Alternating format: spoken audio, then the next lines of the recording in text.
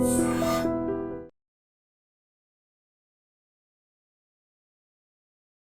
Dream చూస్తున్న ప్రేక్షకులందరికీ నమస్కారం.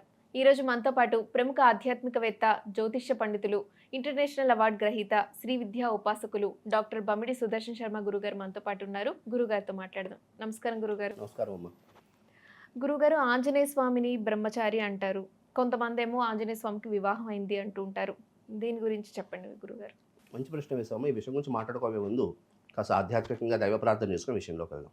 వందే వానర నారసింహ ఖగరాట్ క్రోడాశ్వక్త్రాంచితం నానాలంకరణం త్రిపంచనయనం దేదీభ్యమానం రుచ హస్తాబ్జైరసికేట పుస్తక సుధా కుంభాంకుశాద్రీం హలం ఖట్వాంగం ఫణిభూరుహం దశభుజం సర్వాదిగర్వాపహం బుద్ధిబలం యశోధైర్యం నిర్భయత్మమరోగత అజాడ్యం వాక్పటత్వం చ హనుమత్స్మరణాత్ భవేత్. శ్రీ హనుమతే నమో నమః. శ్రీ దత్తాత్రేయ సద్గురుభ్యో నమో నమః. అస్మత్పితు శ్రీ భమిడి వెంకట సుబ్రహ్మణ్య శర్మ పాదారవిందాభ్యో నమో నమః. ప్రధానంగా ఆంజనేయ స్వామి వారికి చాలా వరకు వివాహం అయిందా, ఆంజనేయ స్వామి బ్రహ్మచారి కదా, ఆయనకు వివాహం అవడం ఏంటి, ఆయనకు వివాహం జరగడం ఏమిటి అనేటువంటిది చాలామందికి చాలా వరకు సంశయాలు ఉన్నాయమ్మా. అయితే దీనికి సంబంధించి ఒక ప్రమాణం అంటూ ఉంది. అయితే స్వామివారి వివాహం చేసుకోవడం ఏమిటి అనే విషయం గురించి ఫస్ట్ మనం ప్రస్తావన చేసుకుందాం. స్వామివారికి సంబంధించి ఆంజనేయ స్వామి వారి యొక్క గురువు గారు సూర్యనారాయణ స్వామి. ఆయన దగ్గర విద్యాభ్యాసం అంతా అయిన తర్వాత స్వామివారు ఉత్తర విద్యల కోసం, అంటే పూర్వ విద్యలు ఉత్తర విద్యలు ఉంటాయి. పూర్వ విద్యలు అయిన తర్వాత ఉత్తర విద్యల కోసం, పూర్వ విద్యలు అయిపోయిన తర్వాత స్వామి మీకు గురుదక్షిణగా ఏమి ఇవ్వాలి అని ఆంజనేయ స్వామి వారు సూర్యనారాయణ స్వామి వారికి అడిగేసరికి, నాయన ఇంతవరకు పూర్వ విద్యలయ్యే, ఇంకా ఉత్తర విద్యల కనుక చేసుకోవాలి అంటే గృహస్థాశ్రమ ధర్మం తీసుకోవాలి, అవి ఏం తీసుకున్నా కానీ ఉత్తర విద్యలు ఇవ్వాలి అని చెప్పి సూర్యనారాయణ స్వామి వారు సెలవిస్తారు. అయితే గురుదక్షిణ ఏమి ఇవ్వాలి అంటే, నువ్వు నాకు గురుదక్షిణ ఏమి ఇవ్వక్కలేదు కానీ నా యొక్క కూతుర్ని నీకు ఇచ్చి వివాహం చేస్తాను, ఆ తదుపరి నీకు ఉత్తర విద్యలు ఇస్తాను అని ఒక స్వామివారు మాట అంటారు. గురు ఆజ్ఞ కొట్టకూడదు కదా, గురువాక్య ప్రమాణం అని మనకి శాస్త్రవచనం. కాబట్టి గురువుగారి ఆజ్ఞ మేరకు స్వామివారు విద్యల వరకే, అంటే విద్యలు నేర్చుకోవడానికి, ఉత్తర విద్యలు నేర్చుకోవడానికి కొన్ని సాంప్రదాయంలో కొన్ని విద్యలు, ఇప్పుడు చూడండి హోమక్రతువులో అగ్ని సంబంధించి భార్య ఉండి అగ్ని ప్రజ్వలన చేస్తే దానికి విశేషమైనటువంటి ఫలితాలు కలుగుతాయని మనకు శాస్త్రవచనం. ఆ విధంగా ఉత్తర విద్యలు నేర్చుకోవడానికి సంబంధించినటువంటి ఉద్దేశంతో స్వామివారు సువత్సల అమ్మవారిని వివాహం చేసుకున్నారు. ఏ రోజు జరిగింది, దీనికంటూ కూడా ఒక ప్రమాణం అంటూ ఉంది. ఏదైనా శాస్త్ర ప్రమాణితి శాస్త్ర అని, ఏదైనా శాస్త్రం ప్రామాణికంగా మనకి తెలియజేస్తున్నది. దానికి సంబంధించి మనకి జ్యేష్ఠ శుద్ధ దశమి రోజు స్వామివారికి వివాహం జరిగింది అని మనకి ఒక ప్రమాణం కూడా ఉన్నది. జ్యేష్ఠ శుద్ధ దశమి రోజు స్వామివారికి వివాహం జరిగిందమ్మా. ఇది సువత్సరాదేవి, అంటే సూర్యనారాయణ స్వామి వారి పుత్రిక అయినటువంటి సువత్సరాదేవిని ఆంజనేయ స్వామి వారికి ఇచ్చి వివాహం చేశారు. ఇది ప్రమాణం కూడా దీనికి ఉంది తల్లి. కాబట్టి ఆ కారణం చేత సువత్సరాదేవి సహిత ఆంజనేయ స్వామిని విశేషమైన మంత్రాలు కూడా ఉన్నాయి. ఉపాసనా క్రమాల్లో సువత్సల ఆంజనేయ స్వామి మంత్రం అని కూడా ఒకటి ఉంది. కాబట్టి ఆంజనేయ స్వామిని వివాహం చేసుకున్నారు. వివాహం చేసుకున్నప్పటికీ కూడా ఆయన బ్రహ్మచర్య ఆశ్రమంలోనే ఉన్నారు అని అనుకోవచ్చు. ఓన్లీ ఉత్తర విద్యల కోసమే వివాహం చేసుకున్నారు, కానీ ఆయన నిత్య బ్రహ్మచారియే. అందులో అయితే కించిత్ కూడా సందేహం అయితే లేదు తల్లి. అయితే స్వామి వివాహం చేసుకున్న రోజు అసలు మనం ఏం చేసుకోవాలి, ఎటువంటి పూజ చేసుకోవాలి, ఇలాంటివి తెలియజేస్తారా? మంచి ప్రశ్న వేసావమ్మా. ప్రధానంగా స్వామివారు, ఆంజనేయ స్వామివారు సర్వగ్రహ వినాశినే నమః అని కూడా ఆయనకు సంబంధించిన నామం కూడా ఉంది. ఆయన ఆరాధన చేస్తే గ్రహదోషాలన్నీ పోతాయి. కాబట్టి సువత్సల ఆంజనేయ స్వామి వారి వివాహం అంటే జ్యేష్ఠ శుద్ధ దశమి ఈ 24న వస్తున్నదమ్మా, జూన్ 24. ఆ రోజు జ్యేష్ఠ శుద్ధ దశమి. ఆ రోజు సువత్సల ఆంజనేయ స్వామి వారి కళ్యాణోత్సవం జరిగినటువంటి రోజు.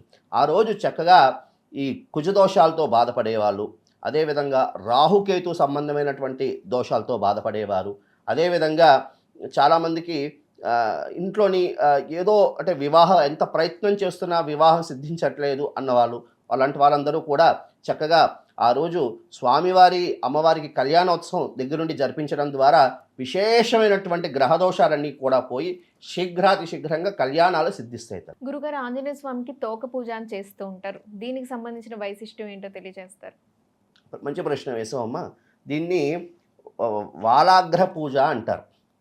వాలాగ్రము స్వామివారికి సంబంధించి తోక వాలాగ్రము అంటారు, వాలాగ్ర పూజ అంటూ ఉంటారు. ఆయనకి విశేషంగా ఆంజనేయ స్వామి వారికి ఉన్న విశేష తత్వం ఏంటి అంటే ఆయన రుద్రాంశ సంభూతుడు కదమ్మా. అయితే రుద్రుడు జన్మ మరి శివ శక్త్యాయుక్తో అని మనకి సౌందర్య లహరిలో కూడా అది చెప్తారు.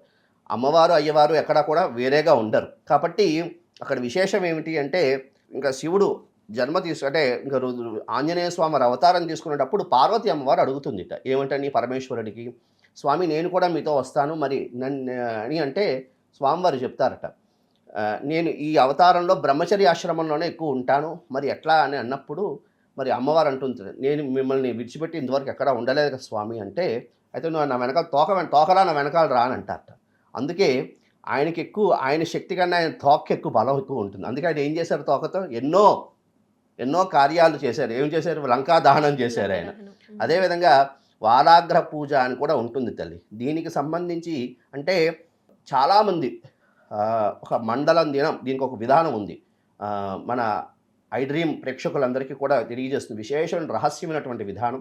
ఇది జూన్ 24వ తేదీ నుంచి కూడా ప్రారంభం చేసుకుని మండలం దినం అంటే ఆడవాళ్ళైతే 45 రోజులు, మగవాళ్ళైతే 41 రోజు మండలం దినం ఆంజనేయ స్వామి గారి తోక బాగా ఉన్నటువంటి ఒక పటాన్ని తీసుకుని వచ్చుకొని దానికి చక్కగా హనుమాన్ చాలీసాతో చక్కగా గంగ సింధూరము అంటే స్వామివారి గంగ సింధూరం అంటే ఇష్టం కదా, గంగ సింధూరము అదేవిధంగా చందనము రెండూ కలిపి అది బాగా దాంట్లో కొంచెం పరిమళ ద్రవ్యాలు కూడా వేసి చక్కగా హనుమాన్ చాలీసా చక్కగా 11 సార్లు చెప్తూ ఆ తోకకి బొట్లు పెట్టుకుంటూ పూజ చేసే విధానం.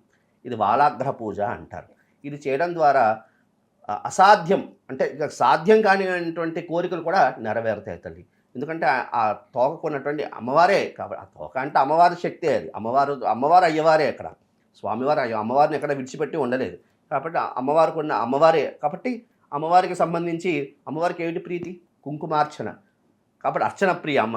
కాబట్టి అమ్మవారికి చక్కగా ఆ స్వామివారి వాలాగ్రహానికి చక్కగా హనుమాన్ చాలీసా చక్కగా చెప్పుకుంటూ 40 రోజులు ఆ విధంగా పూజ చేస్తే విశేషమైనటువంటి ఫలితం కలుగుతుంది అని మనకి దాన్ని ఏమంటారు హనుమత్ తత్వానికి సంబంధించిన కొన్ని గ్రంథాలు కూడా తెలియజేస్తున్నాయి. మెయిన్ ప్రధానంగా హనుమంతుల వారికి సంబంధించినటువంటి మూలతత్వం కావాలి అంటే పరాశర సంహిత అనే ఒక పుస్తకం ఉందమ్మ. దాంట్లో కూడా విశేషంగా అవే కూడా రాశారమ్మ. చాలా విశేషమైన తత్వం కలిగినటువంటిది. కొన్ని మంత్ర గ్రంథాల్లో కూడా రాశారు తల్లి. కాబట్టి ఈ విధంగా చేయడం ద్వారా విశేషమైనటువంటి ఫలితం కూడా కలుగుతుంది. గురుగారు, హనుమాన్ జయంతి గురించి అందరికీ తెలుసు, కానీ ఇప్పుడు ఆంజనేయ స్వామి వివాహం గురించి, అలాగే తోక పూజ ఎందుకు చేస్తారు, అలాగే అమ్మవారి గురించి, సువచ్చల అమ్మవారి గురించి పూర్తి సమాచారం అందించారు. ధన్యవాదాలు గురుగారు. శుభమస్తు. కాలే వర్షతు పర్జన్యః పృథివీ శశశాలిని దేశోయం క్షోభరహితః బ్రాహ్మణా సంతు నిర్భయః. స్వస్తి. శుభమస్తు. And for more videos, Please subscribe to iDream. Please subscribe to iDream. Please subscribe iDream. And please subscribe to iDream. For more videos, subscribe to iDream. please like, share and subscribe to the channel. Congratulations, iDream. Subscribe to iDream. Subscribe to iDream. So subscribe to iDream Media. iDream ki iDream team andarki huge congratulations. Please subscribe iDream Media. Please subscribe to iDream. Subscribe iDream. Please subscribe to iDream. iDream అంటే నా కళల channel subscribe చేసుకున్న నోరు తిరుగుతలేదు, మీరైతే గంట గుర్తు కొట్టండి. For more such videos, please subscribe to iDream. Subscribe to iDream. Please subscribe to iDream. Please subscribe iDream Media. Please do subscribe to iDream. Please subscribe to iDream Media. For best entertainment and information, please subscribe iDream. And don't forget to subscribe to iDream.